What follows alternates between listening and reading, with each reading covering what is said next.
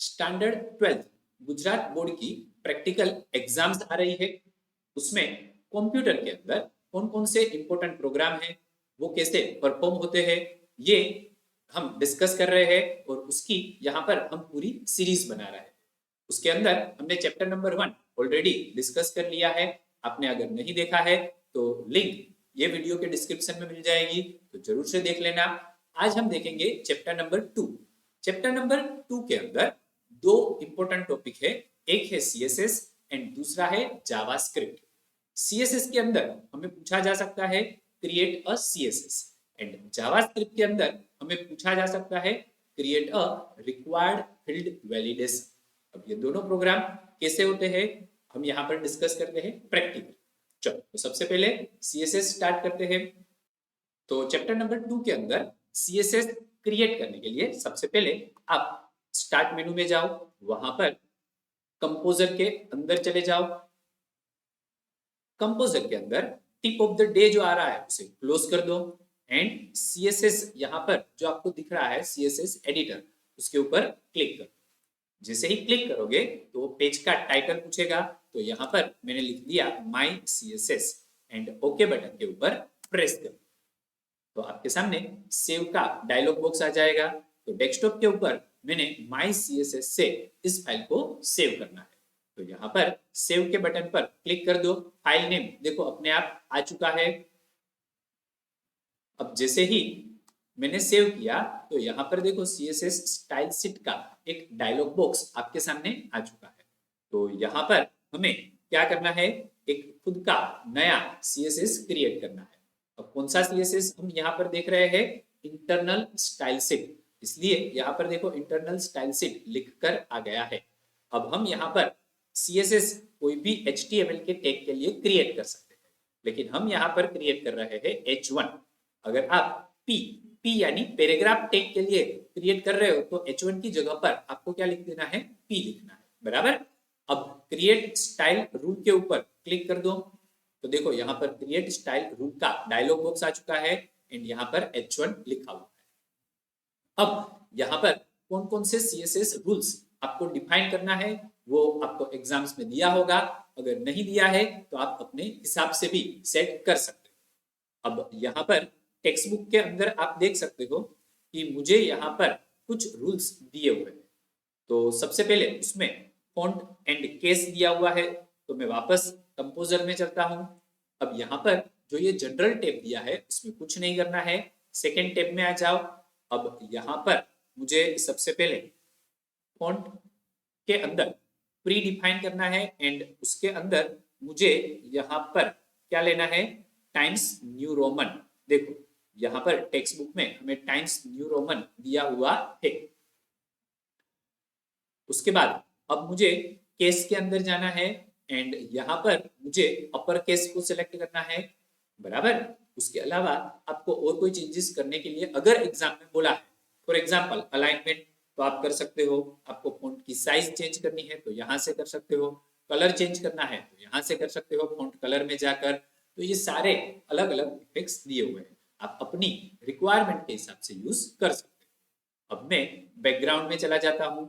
अब बैकग्राउंड के लिए मुझे यहाँ पर क्या कहा है, लाइट ब्लू यहाँ पर दिया हुआ है। अच्छा, अलाइनमेंट में भी देखो सेंटर दिया हुआ है मुझे, तो मैं कंपोजर में गया, वापस टेक्स्ट के अंदर जाकर अलाइनमेंट में सेंटर कर दिया। उसके बाद बैकग्राउंड में चला गया, बैकग्राउंड में मुझे कलर चाहिए तो कलर के ऊपर मैंने क्लिक किया एंड यहाँ पर मैं लाइट ब्लू को सिलेक्ट करके ओके दे देता हूँ। उसके बाद बॉर्डर दिया हुआ है, तो बॉर्डर के अंदर अगर चारों साइड बॉर्डर देनी है तो ऑल फोर को सिलेक्ट करो। अगर आपको पर्टिकुलर टॉप या बॉटम बॉटम में ही देनी है तो आप टॉप एंड बॉटम को सिलेक्ट कर सकते हो। अब मुझे चारों साइड देना है तो ऑल फोर साइड ले लिया एंड अब यहाँ पर मैं डॉटेड दे देता हूँ। अब आप अपने हिसाब से उसकी विड्थ एंड कलर सेट कर सकते हो। तो मैंने यहाँ पर कलर जो है वो ब्लू दे दिया है एंड ओके, ब्लैक आ गया है तो मैं वापस यहाँ पर चेंज कर दूं ब्लू कलर एंड ओके। तो ब्लू कलर आ गया, बराबर है। अब आप अगर जनरल में जाओगे तो हमने जो जो रूल्स डिफाइन किए थे वो सारे यहाँ पर आ चुके थे। एंड अब हमारा काम हो चुका है, ओके कर दो। ओके करने के बाद अब यहाँ पर आप कोई भी टेक्स्ट लिख दो। मैंने लिखा हेलो, उसके बाद गुड मॉर्निंग, एंड अब आप कोई भी एक टेक्स्ट को सिलेक्ट करो। मैंने हेलो को सिलेक्ट कर लिया। सिलेक्ट करने के बाद फॉर्मेट के अंदर पैराग्राफ के अंदर हेडिंग 1 में जाना है। अब जैसे ही मैंने हेडिंग 1 दिया तो देखो हमने जो रूल्स अभी डिफाइन किए थे वो सारे यहाँ पर अप्लाई हो गए। अब गुड मॉर्निंग को सिलेक्ट करो एंड सेम प्रोसेस फॉर्मेट में पैराग्राफ में हेडिंग 1, तो देखो उसमें भी आ गया। तो सीएसएस का बेनिफिट क्या हुआ कि H1 को हमने एक बार डिफाइन किया, यूज बार बार कर सकते हैं। एंड उसका जो कोड है वो भी आप देखो यहाँ पर सोर्स में आ गया है यहाँ पर, बराबर। ये चीजें क्यों दिखा रहा हूं, क्योंकि एग्जाम के अंदर अगर फैकल्टी पूछे कि सीएसएस का कोड कहां पर है तो आप सोर्स में जाकर दिखा सकते हो। एंड सीएसएस का बेनिफिट अगर पूछे तो भी हम बता सकते हैं कि H1 का सीएसएस मैंने डिफाइन एक बार किया लेकिन यूज बार बार किया, बराबर। तो ये हमारा सीएसएस कंप्लीट हो गया। अब मुझे दूसरा टॉपिक देखना है जावास्क्रिप्ट। अब जावास्क्रिप्ट में क्या है important program, required field validation. Required field validation यानी मुझे सबसे पहले एक फॉर्म डिजाइन करना है। फॉर्म के अंदर में टेक्स्ट बॉक्स लूंगा एंड टेक्स्ट बॉक्स के अंदर अगर यूजर बिना कोई वैल्यू टाइप किए एंटर यानी कि सबमिट बटन प्रेस कर दे तो वहां पर एरर मैसेज जनरेट होना चाहिए। तो एग्जाम के अंदर आपको ऐसा भी पूछ सकते हैं, if user do not enter here if user do not enter his name then generate the error message। Okay, चलो अब नोटपैड चालू करते हैं जावास्क्रिप्ट का प्रोग्राम लिखने के लिए। आप यहां पर कंपोजर के अंदर भी लिख सकते हो, लेकिन मैं यहां पर नोटपैड प्रीफर कर रहा हूं तो मैं नोटपैड के अंदर चला गया। चलो नोटपैड के अंदर अब मुझे सबसे पहले HTML स्टार्ट करके क्लोज कर देना है। उसके बाद मैंने यहाँ पर हेड टैग ले लिया एंड हेड टैग को हम यहाँ पर कंप्लीट कर देते हैं। एंड जावास्क्रिप्ट आपको कहाँ लिखना है, स्क्रिप्ट टैग के अंदर लिखना है। तो मैंने यहाँ पर स्क्रिप्ट टैग लिख दिया एंड स्क्रिप्ट टैग के अंदर अब मुझे अगर कुछ भी प्रिंट करना है तो मैं क्या लिखूंगा यहाँ पर, document dot right.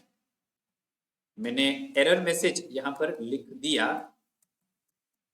Please enter your name, बराबर है। ओके, इतना लिख के मैं सेव कर लेता हूं। सबसे पहले यहां पर मैंने डेमो नाम दे दिया, demo dot HTML and save as type में ऑल फाइल करना है, ये मत भूल जाना। एंड सेव के ऊपर क्लिक कर, चलो मिनिमाइज कर देते हैं।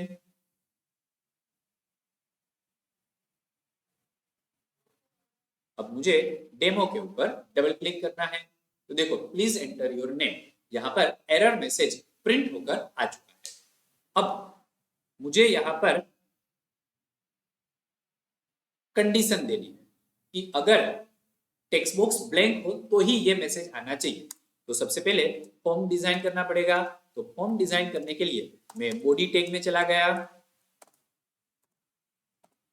बॉडी टैग के अंदर अब मुझे यहां पर क्या लिखना है, input type equal to text, name equal to F name. अच्छा, मुझे यहाँ पर एक और टैग लेना है, फॉर्म टैग, एंड फॉर्म को मुझे नाम भी देना है FRM। तो मैंने फॉर्म को नाम दे दिया FRM एंड ये फॉर्म टैग जो है उसको यहाँ पर मैंने कंप्लीट भी कर दिया। उसके बाद अब फॉर्म के अंदर मुझे एक और टैग लेना है, input type equal to submit and उसको भी कोई एक नाम दे सकते हो आप। तो मैंने यहाँ पर सबमिट दे दिया and value equal to submit. बराबर। एक काम करते हैं, इनपुट टाइप सिंपल बटन रखते हैं ताकि आपको प्रॉब्लम ना हो समझने में।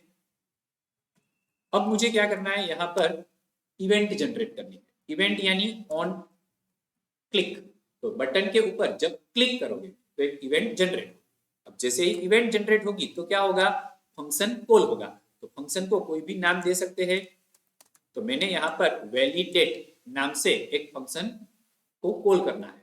तो फंक्शन डिफाइन कहाँ करेंगे, तो स्क्रिप्ट के अंदर चले जाओ एंड यहाँ पर मैंने लिख दिया वैलिडेट।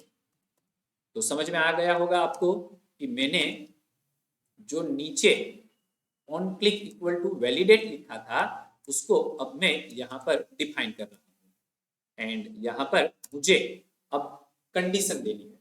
कंडीशन देने से पहले एक मुझे वेरिएबल क्रिएट करना है ए नाम का। वेरिएबल क्रिएट करने के लिए वेर कीवर्ड लिखा है। अब ए इक्वल टू मुझे क्या लिखना है, यहाँ पर document dot frm dot fname dot value. अब आप सोचोगे कि सर ये क्या लिखा, इसको बोलते हैं डॉम मॉडल। अब मैंने क्या किया, ये पूरा एक डॉक्यूमेंट है जिसके अंदर frm नाम का एक फॉर्म है, जिसके अंदर fname नाम का एक टेक्स्ट बॉक्स है और उसकी वैल्यू जो है वो a नाम के वेरिएबल में स्टोर करो। चलो स्टोर करने के बाद अब मुझे क्या चेक करना है, इफ a इक्वल टू क्या ब्लैंक है, अगर हाँ तो एरर मैसेज दे दो, प्लीज एंटर योर नेम। खत्म। इसको सेव किया मैंने। सेव करके अब मैं ब्राउजर में चला गया तो देखो यहाँ पर टेक्स्ट बॉक्स आ चुका है। मैंने सबमिट बटन पर क्लिक किया। डॉक्यूमेंट डॉट राइट में नहीं लिखना है, मुझे अलर्ट बॉक्स में दे देना है। तो मैंने यहाँ पर अलर्ट लिख दिया, सेव कर दिया। अब वापस रिफ्रेश किया मैंने एंड बिना कुछ लिखे सबमिट बटन पर क्लिक किया तो देखो एरर मैसेज आ गया। पहले हमने क्या लिखा था, डॉक्यूमेंट डॉट राइट। अब डॉक्यूमेंट डॉट राइट लिखा तो क्या हुआ, यहाँ पर वो वहां पर प्रिंट करके दिखा रहा है। अब मुझे प्रिंट नहीं, एरर मैसेज चाहिए। तो एरर मैसेज के लिए हम क्या यूज करेंगे, अलर्ट बॉक्स का यूज करेंगे। तो देखो अलर्ट बॉक्स आ गया। ओके। एंड अगर आप यहाँ पर नाम लिख दोगे तो कोई एरर मैसेज नहीं आएगा। तो ये आपका क्या हो गया, रिक्वायर्ड फील्ड वैलिडेशन। अब यहां पर एक चीज और करते हैं, मुझे यहां पर पिन कोड डालना है। तो मैंने यहां पर सबसे पहले तो ब्रेक लिख दिया। ब्रेक लिखने से नई लाइन में चले जाएंगे and input type equal to text कर दिया and name equal to pin कर दिया। चलो खत्म। अब मैं यहां पर एक और वेरिएबल क्रिएट कर रहा हूं। एक बी नाम का वेरिएबल लिया एंड डॉम मॉडल अप्लाई कर रहा हूं, document dot frm dot pin dot value. ये समझ में आ गया होगा अब आपको कि डॉक्यूमेंट के अंदर frm नाम का एक फॉर्म है जिसके अंदर पिन नाम का एक टेक्स्ट बॉक्स है एंड उसकी वैल्यू मुझे बी के अंदर डालनी है। बराबर। चलो अब मुझे यहां पर एक और एरर मैसेज जनरेट करना है, इफ इज नेम, यानी अगर ये नंबर ना हो तो अलर्ट बॉक्स आना चाहिए, यानी कि एरर मैसेज आना चाहिए, प्लीज एंटर नंबर ओनली। समझ में आया आपको कि यहाँ पर पिन कोड में सिर्फ नंबर ही होते हैं। तो मैंने यहाँ पर सिर्फ नंबर डालने के लिए भी एरर मैसेज बना दिया, सेव किया, रिफ्रेश किया। देखो नेम एंड पिन कोड दोनों आ गए। अब नेम के अंदर तो मैंने धवल लिखा एंड पिन कोड के अंदर मैंने यहाँ पर ABCD करके सबमिट कर। तो प्लीज एंटर नंबर ओनली का एरर मैसेज आ गया। ओके। और अब यहाँ पर मैंने लिखा 1 2 3 एंड सबमिट। तो देखो कोई मैसेज नहीं आया।